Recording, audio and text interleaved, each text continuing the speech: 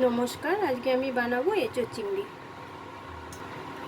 সবার প্রথমে কড়াইতে আমি সরষের তেল দিয়ে নেব। আলুটা ভেজে নেব আগে।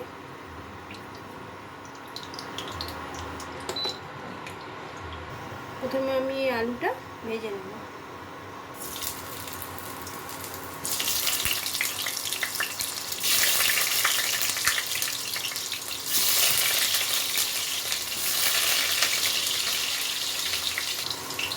আলুর মধ্যে আমি সামান্য নুন দিয়ে দেবো, তাহলে তাড়াতাড়ি সেদ্ধ হয়ে যাবে। আলুটা আমার ভাজা হয়ে গেছে, এবার আলুগুলো আমি তুলে নেব।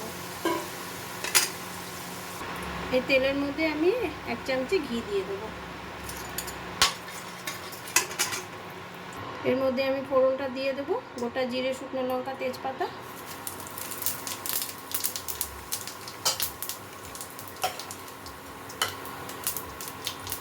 আর এর মধ্যে 2টো পেঁয়াজ বেটে নিয়েছি, আর 3টে কাঁচা লঙ্কা আছে।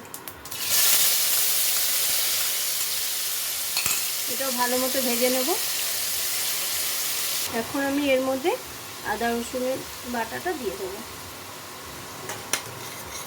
মশলাটা ভালো মতো ভেজে নিতে হবে। এখন আমি এর মধ্যে একটা টমেটো বাটা দিয়ে দেবো। এটাও ভালো মতো ভেজে নিতে হবে।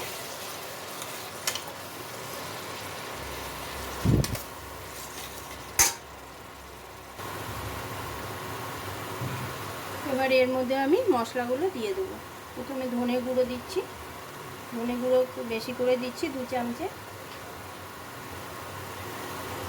1 চামচের মতো জিরে গুঁড়ো দিয়ে দিচ্ছি। তা ভালো মতো মিশিয়ে নেব, মিশিয়ে কষিয়ে নেব মশলাটাকে।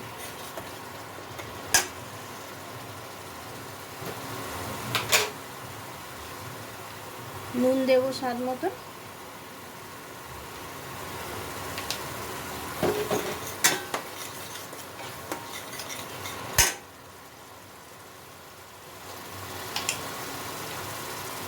হলুদটা দিয়ে দেবো।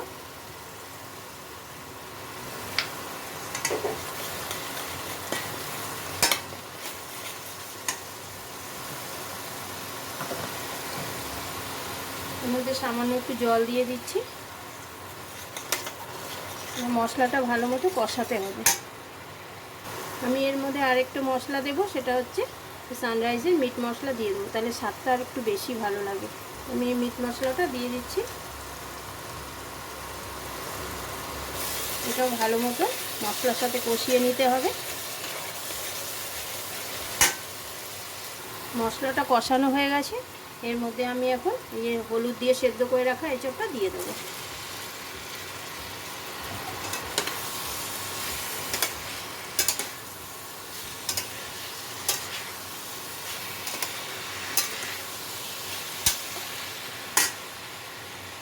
এর মধ্যে ভেজে রাখা আলুটাও দিয়ে দেবো। দুটোকে ভালো মতো মশলার সাথে কষিয়ে নেব।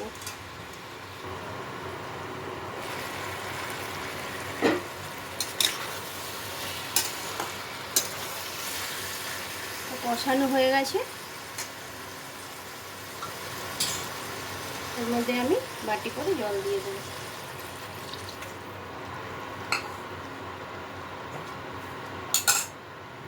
দু বাটি মতন জল দিয়ে দিলাম, 2 বাটিও দেবো না, বাস সেদ্ধ হতে যেটুকু লাগবে সময়।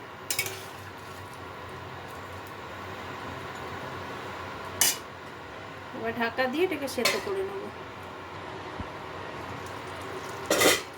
এঁচোড় চিংড়ি বানাচ্ছি, এঁচোড় আর আলুটা সেদ্ধ হয়ে গেছে।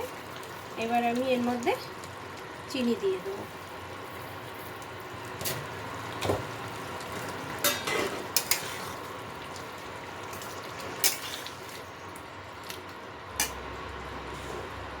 এর মধ্যে এবার আমি এই যে ভেজে রাখা, নুন হলুদ দিয়ে ভেজে রাখা চিংড়ি মাছগুলো দিয়ে দেবো।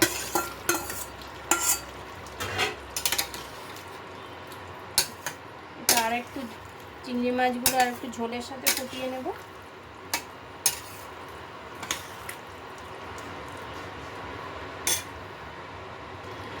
এর মধ্যে এখন আমি গরম মশলা দিয়ে দেবো। ব্যাস, রান্না কমপ্লিট। আমার এঁচোড় চিংড়ি রেডি, আমি সার্ভ করে নিচ্ছি।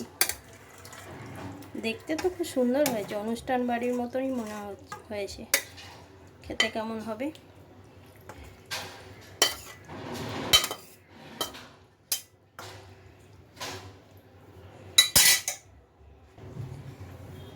এই যে আমার এঁচোড় চিংড়ি রেডি।